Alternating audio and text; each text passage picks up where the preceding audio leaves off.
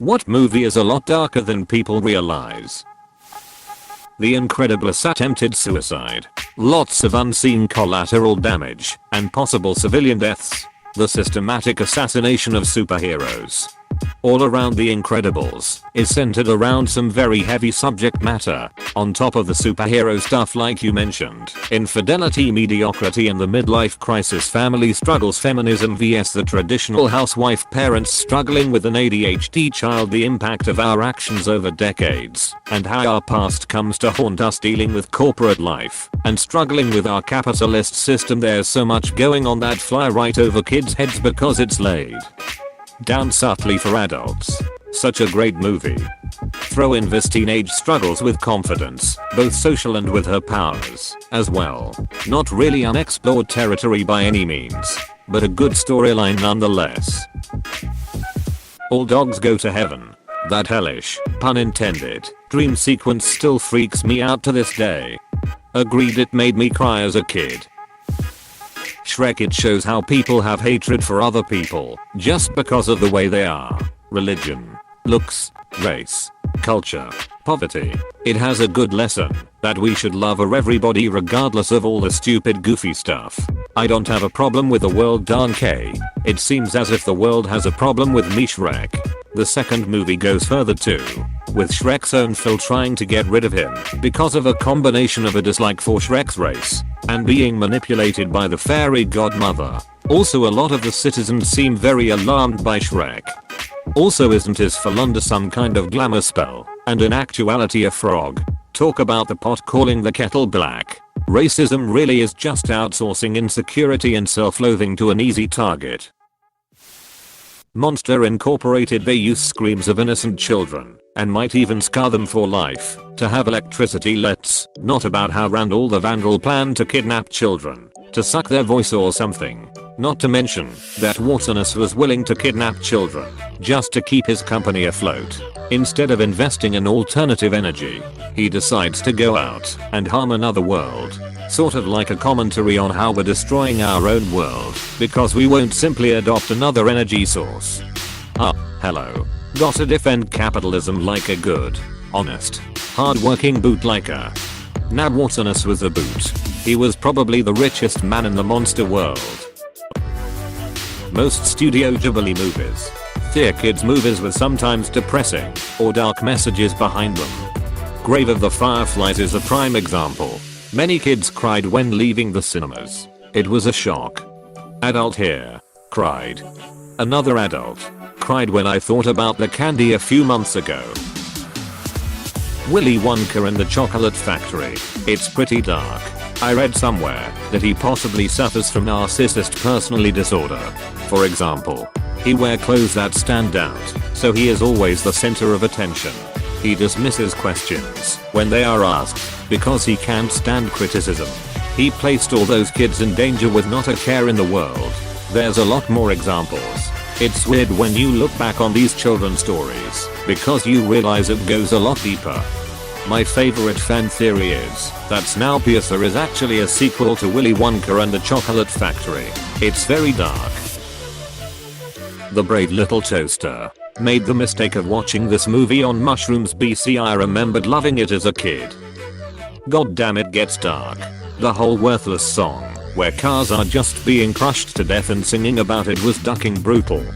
How about the radiator, who gets so mad about being stuck on the wall, while constantly in denial that it does bother him, that this is his life and there is nothing he can do about it, that he literally kills himself? Snow White. Stepmother wants to murder 14-year-old girl because she is prettier than her. 14-year-old finds a random house in the woods, decides to clean it, lives as a servant of 7 men in exchange for a place to stay. A random prince finds a corpse in the woods, decides to kiss it. Not to mention the prince was in his 30s. Wall-E.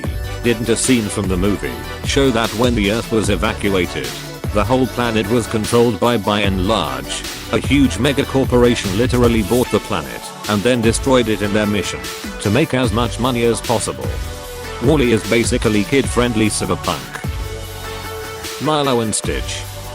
Nanny is like 19. taking care of her little sister who has behavioral problems, while being investigated by CPS, on top of working and trying to pay for a whole house. Man. Home Alone is about two adults trying to murder a child. Or a psychopath trying to murder two adults. In self-defense /view 200D. True. But even before, he always came across as an antisocial sociopath. Or a future engineer with some social issues. Zootopia. If you think about it, the carnivore animals have to be eating something. Which means there are probably subservient animals hidden somewhere that are bred primarily for the carnivores to eat off of. Even ignoring that, the plot of the movie was surprisingly dark for a Disney movie, with that angry lamb. The original plot of the movie focused more on Nick and was dark as duck. Zootopia existed, but it was run primarily by /for prey species which outnumbered the predators. Predators were legally required to wear shock collars which would trigger if the wearer got excited, and I think prey species could trigger them remotely as well. But I can't remember for sure. Nick's whole objective is to try and make a theme park where the predators can take off their collars and do things like roar on a loud roller coaster. All the banks are run by rodents and they won't give loans to predators. Even the nicest one in the montage they filmed basically said, "We'd love to give loans to predators, but since nobody has given you loans, you don't have a credit history, so we can't trust that you'll pay it back." A catch-22. So the reason Nick gets involved with the Mafia is that he's basically given up. He figures, best case he gets his money, second best case they kill him for daring to come to them for money. Either way his quest is over. And along the way, Judy's character basically exists to be a character that tries to justify that the predator protections were needed and good, while struggling to deal with the fact that they very clearly were horrible. Return of the GD, or more specifically the Ewoks. Now I know what you're gonna say. Those stupid fuzzy little jungle bears were dumb and the worst part of the film, Abe. But think about their introduction. They captured a much more highly advanced military party and were about to eat them. Did you see the stormtroopers' helmets at the end? Yeah, those weren't gifts. Those fuzzy little monsters caught and ate those poor bastards. Ewoks are a carnivorous race that considers humanoid flesh a delicacy. They prepare fires in anticipation of eating Han, Luke and Chewbacca to absorb their power. I doubt that they'd eat humans around other humans. Once we set up good relations with them, what you should be asking yourself is, why did the Ewoks have log traps ready to go that can hurt something the size of an AT-ST? Ewok version of the Second Amendment. Everyone has the right to bear anti-armor weaponry. The Rugrats movie. I watched it as an adult once tripping balls. There's a very eerie dark side to that movie I didn't feel at first. I mean, their infant children ran away into the wild and their parents thought they were dead. The unedited version has a song from Drive. Lipschitz, that's really ducking creepy. Unedited version. I don't think I've ever seen it. Do you have a link? Here's the song. It's very weird and creepy. It still airs on the TV version for some reason. Link. B/6MUFQE8CZI. A lot of Disney movies, well, at least their backstories, especially The Little Mermaid, also Coraline was horrifying. Hocus Pocus.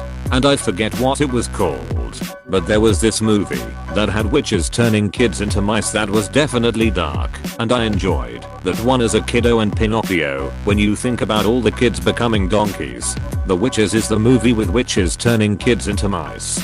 The scenes where the witches took off their costumes were super disturbing for kids.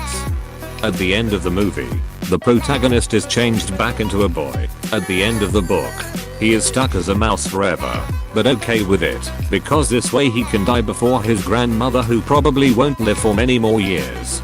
Thanks, doll. Child me had to sit with that one for a while. Holy duck. I'm reading this book to my 6-year-old. We only have 3 chapters left. Are you kidding me? What am I supposed to do here?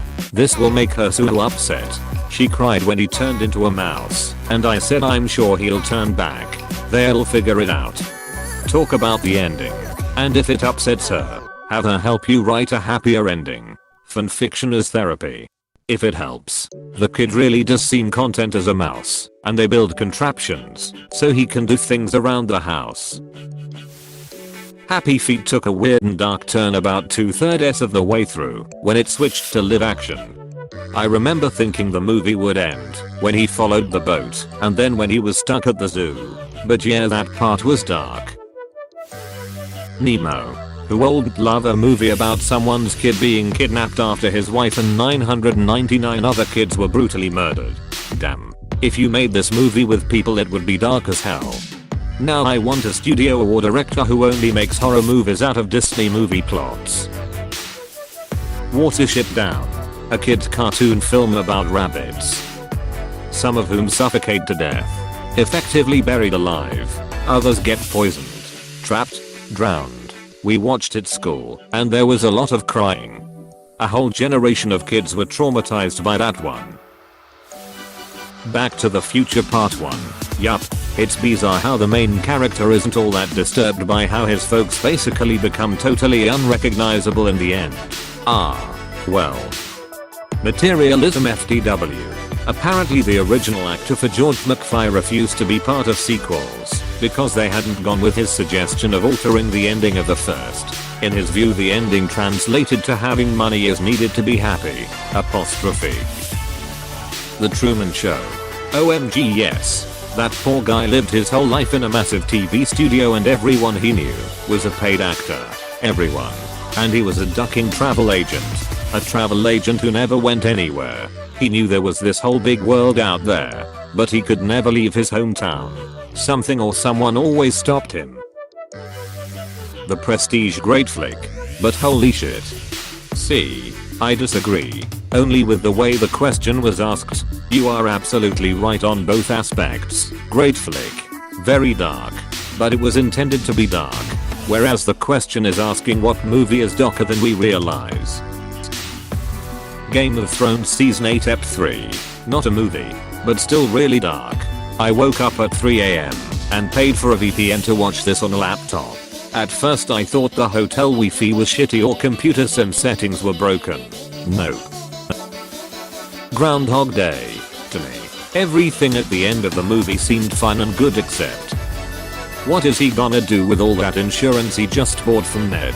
Years, or decades, of living the same day with no consequence has left him mentally dysfunctional and hyper-paranoid in the real world. Now he is second guessing everything and questioning the consequences of all his actions. If anything, he will buy more insurance. They should make a sequel where an old Bill Murray struggles to come to terms with the real world. He questions if he's just crazy or if it really happened. Can he do it again? Think As Good As It Gets meets Good Will Hunting. Connected to What About Bob? No wonder he thinks he's a ghostbuster. All this time he's been locked up in the Grand Budapest Hotel with the Royal Tenenbaums. Inside Out for sure. It is intended to be a happy kids movie. Really is a preteen that just moved to a new town. So there are a lot of emotions in her. Joy is actually the villain of the movie because she makes everything all happy and normal when there are other emotions that are normal to face like sadness, disgust, anger and fear. The darkest part of the film was when Riley's imaginary friend who she forgot about named Bing Bong died and faded away. A lot of other things happened like Joy breaking down in the dump and when Riley said she missed her home. Amazing movie, but it's darker than shown to be. Yee. I walked out of it explaining to two small children that Riley was experiencing depression because her sadness was stuffed away by a perceived need to appear happy. Frozen 1. A child who was forced to suppress her emotions just so that the adults in the family felt like the situation is under their control. Conceive. Don't feel. 2. Wealth is not the same as happiness. 3. The purest of pure and the kindest of kind PPL are the loneliest ones. 4. How Elsa is taught that being emotionally vulnerable is weak. Peter Pan. One interpretation of it is that Peter Pan is dead and that's why he can fly and he never ages. Not sure if that's 100% correct, but if it is, that makes Peter Pan much darker than people think it is at first. Is Peter Pan supposed to be human? Dead or otherwise? I always thought he was some form of fee, especially given the original story he's supposed to be kidnapping children and killing them when they get too old. He's supposed to be kidnapping children and killing them when they get too old. It never says that he kills them though. They could be sent home. The pirates are kids that eventually grew up without Pan killing them. Thor Ragnarok without the comedy. It's a very depressing, but still good, movie. Everything goes wrong, and culminates with the destruction of his home. As far as I'm concerned, this is the first Thor movie, with Infinity War and Endgame making the trilogy. Seeing what he becomes in Endgame really hits home, because I've known a few people who are just broken like that, and lose themselves to escapism through booze or other methods. I thought it was really great that not only was he still worthy, but he was able to swallow his pride and accept that there are others who are just as worthy as he is, and he should just live how he wants to be. I'm sure many parents rented Watership Down or The Secret of NIHM expecting cute family fun. The Secret of Nod. You mean Nicodemus and the Eyes of Satan. Love the book, though. Gremlins. Shark Boy and Lava Girl. If you really look at it, it's about a boy whose parents are getting a divorce and kids in school bully him while the teacher allows it. So the boy kills himself and goes to whatever thy world was and see that Shark Boy and Lava Girl are actually real. They go on a large adventure and then everyone stops bullying him. His parents aren't getting a divorce anymore and he gets the girl. You go to your happy place after death. I was thinking it was more about diving into insanity, possibly schizophrenia. I won't say schizophrenia, but definitely something along the lines of mental issues, maybe delusions, could also be a dissociative. Well, depends what you mean. Do you mean did, or just general dissociating? If did, definitely not. That is swapping. Alters not hallucinating, dissociating is zoning out. But that won't work much either, because he goes to sleep and then wakes up and it all starts. It's not like it happens in the middle of class. Hey, thanks for watching, and don't forget to subscribe.